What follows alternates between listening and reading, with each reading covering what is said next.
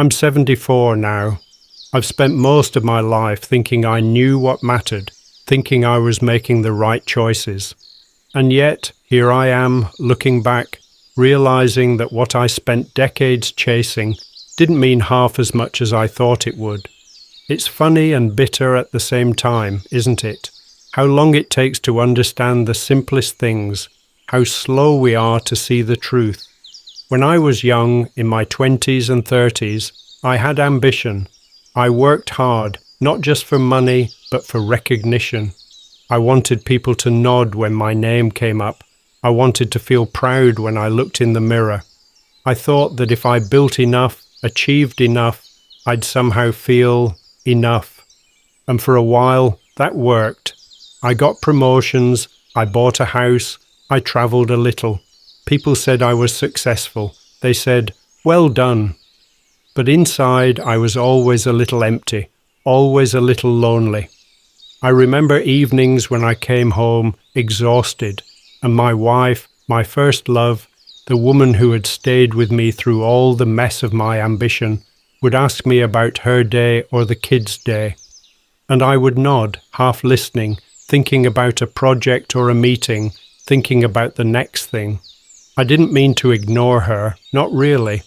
I thought I was providing. I thought I was doing it right, but I wasn't really there. Not truly. And slowly, over the years, those silences built walls I didn't even notice. By the time I was in my 40s, I started to see it in small ways.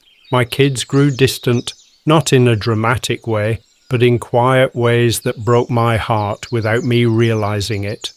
I'd call and they'd answer politely, but the warmth wasn't there. I was always busy.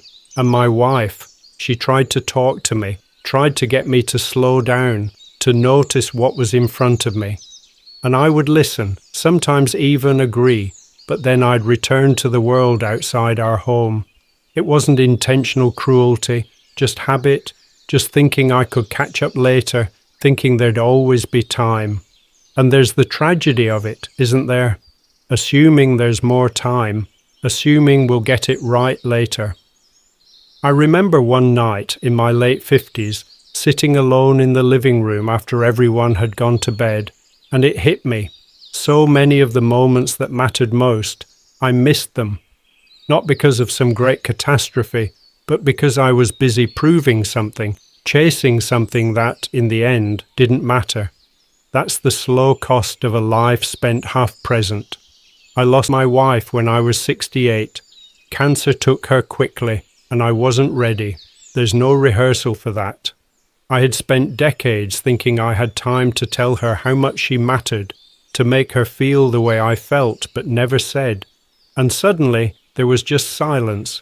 I realized then, too late, that the quiet moments, the cups of coffee shared without distraction, the walks, the laughter, the arguments that were really just chances to connect, those were the things that made a life. Not my promotions, not my accolades, not the projects I had completed. I try to remember the things I ignored, the little things, the birthdays I missed, the evenings I skipped, the conversations I postponed, the smiles I didn't notice, the hugs I didn't give, and I wonder how much of that could have changed if I had just been present. I know now that time is the only true currency, and I spent most of mine on everything else. Sometimes people ask me what I've learned, and I tell them, honestly, it's that nothing you chase outside your own home, outside the people who love you, really matters in the end. Not the money, not the accolades, not the validation from strangers. What matters is being there, truly there, when you can. Listening, holding, saying the things you mean while you still can. That's all. And the rest is just noise. It's a cruel lesson to learn late in life, because I can't go back. I can't undo the years I spent looking at the wrong things. I can't hear the voices of those I ignored for the first 40 years of their lives. I can't return my children's childhoods, or the afternoons spent in their laughter, or the quiet evenings with my wife. That time is gone, irretrievably, and all I can do is carry it in my chest like a weight that never lightens. So, if this means anything to you, if there's even a fraction of truth in it, don't wait. Don't assume there's more time than there really is. Talk to the people you love, sit with them, notice them, show up even when it's inconvenient, even when you're tired, especially when you're busy, because that's where life is. That's the only place it ever was. I'm 74. I still laugh sometimes. I still have friends who call. I still have memories that make me cry in the dark. But I live with the quiet ache of understanding that the things I thought mattered were mostly shadows. The real life, the living, breathing, aching, laughing life, was in the people I had already been given, and I missed most of it. I don't have answers beyond that. I just know that you can't get this back once it's gone. You can only try to notice it before it slips away. And maybe if you do, you'll spare yourself some of the quiet regret that takes 50 years to understand. I keep thinking about my father. He was a quiet man, worked all his life in a factory, never complained much. He had a hard hands, rough and scarred, the kind that told you a life had been lived, but he never really spoke of his feelings. I thought I understood him when I was young. I thought his silence was wisdom, his quietness stoicism, but now I see it was something else. It was absence, not out of cruelty, just absence. And I carried that forward. I thought life was about doing, about enduring, about producing.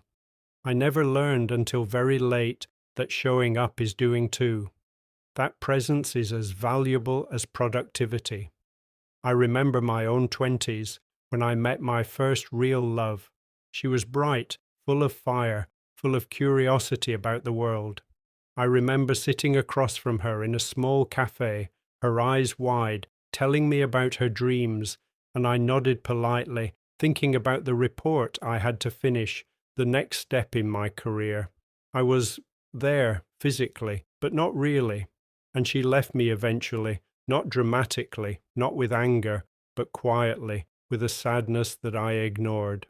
I didn't even notice for months, at least not fully. That was the first of many small losses I didn't recognize at the time, losses I only feel now because the space they left became visible once everything else started fading. In my 30s, I thought I was making the right choices. I married a woman who loved me, someone who accepted me as I was, someone who could have been my home. And yet, even then, I wasn't fully present. I thought love was something to be maintained with gifts, with stability, with doing. I never understood that love, the real kind, lived in the quiet, unremarkable moments. In the evening when the TV was off, when the world was still, when you had no reason to be there but simply to be there. I thought I was giving her enough, but I wasn't, not really. And she forgave me in ways that I only now realize were extraordinary patience and generosity. And I repaid her with absence sometimes, without even knowing it. The slow cost of all this is strange. You don't feel it as it's happening. It creeps up on you. I remember my 40s most vividly in the mornings, when I'd walk past my children's bedrooms, hearing their quiet murmurs or laughter, and I'd think, I'll have time later to sit with them, to hear them properly. And later never came in the way I imagined it would. Later was always tomorrow, until tomorrow became years, until those children grew up and learned to live their own lives mostly without me. Not in anger, not really, but with a space that I could have filled and didn't. And then the turning points start happening, one at a time, small ones first, like my father dying when I was 52. I went to the funeral, of course. I stood there among the relatives and acquaintances, said the polite words, shook hands, but I had to leave early for a work trip.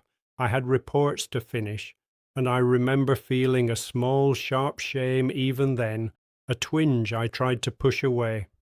I didn't sit with him while he was alive, and now I sat with the memory of absence, alone, feeling it like a stone in my chest. Then, of course, there were my children leaving for college, moving across the country, building lives I was only an observer of.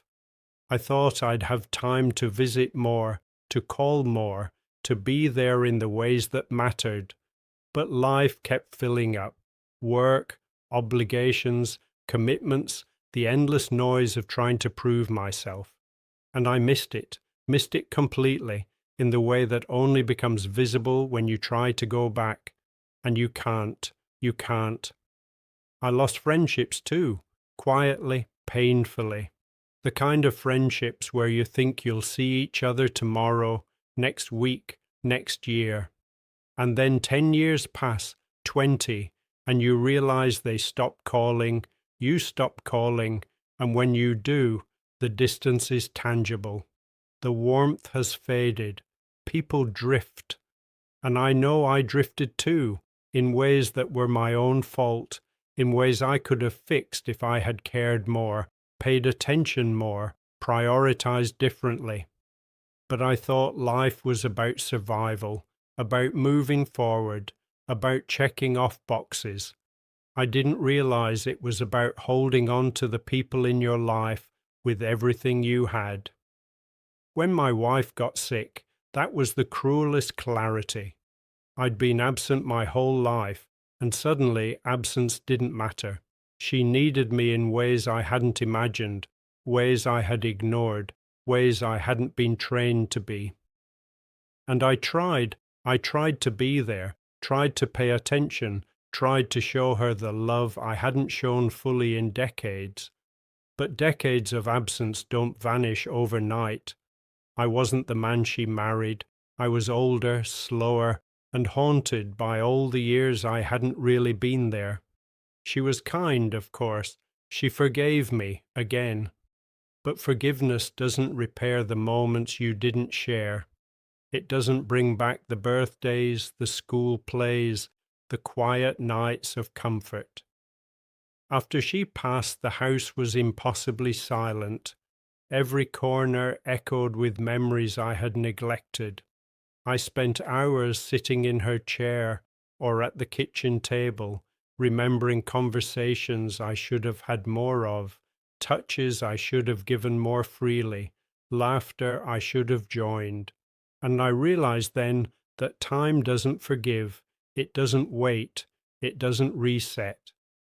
All the later I had imagined, the promises of tomorrow, were gone, and nothing I could do to bring them back. I started thinking about all the things I chased that didn't matter: promotions, awards, trips, projects, recognition. I thought they defined me. I thought they would fill the gaps, but the gaps didn't care about promotions. The gaps didn't care about success. They cared about presence. They cared about attention. They cared about love, given and received, without delay. And the years I spent elsewhere, they left a silence I carry with me every day. Sometimes I think about what it would have been like if I had simply slowed down, if I had taken the time to ask my children about their day and really listened, if I had held my wife's hand in the evening without thinking about the next thing, if I had called my friends more often or driven the extra hour to see them. Those small things, they seem insignificant at the time, but they're the things that make life feel full. And I miss so many of them, thinking I had time, thinking I could catch up later. I don't know if it's possible to fully forgive myself for that. I try. I try to remember that I did love, even if imperfectly. I try to remember that I did care, even when I was distracted.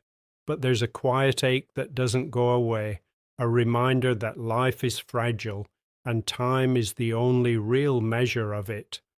And when you waste time thinking there's more than there is, you pay the price.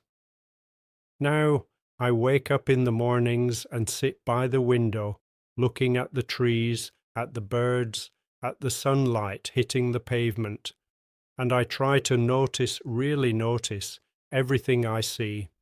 I talk to my neighbours when they pass. I send letters sometimes to my children. Not enough, but something. And I try to hold the memory of what I missed close, like a warning, like a lesson I wish I could have learned earlier. I think that's all we can do in the end. Notice while we can, reach while we can, love while we can, and accept when we cannot. Accept that some things are gone forever. Accept that some losses cannot be repaired. Accept that silence is now a companion in ways we never imagined. And yet, even with all that, even with the regret, even with the ache, life still has moments of beauty, small ones, fleeting ones.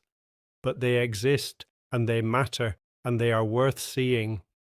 I wish I could tell the younger me, the man who thought life was about achievement, about moving faster, about proving himself, to slow down, to pause, to notice the warmth in a hand, the sparkle in a child's eye, the quiet strength of a partner who loves you even when you are absent. I wish I could tell him not to wait, not to assume there's always tomorrow, because tomorrow is a gift we only get a few times, and then it's gone. I don't have much left to teach, not really, just this: notice, show up, pay attention, love fiercely, even when it's inconvenient. Because the rest, the accolades, the successes, the proof to the world, don't matter. They never did. They never will. What matters is who is beside you, who sees you, who needs you, who trusts you to be there. That's the only thing that matters, and if you spend a lifetime elsewhere, you pay the quiet, invisible cost of absence, and there is no undoing it. I've lived 74 years,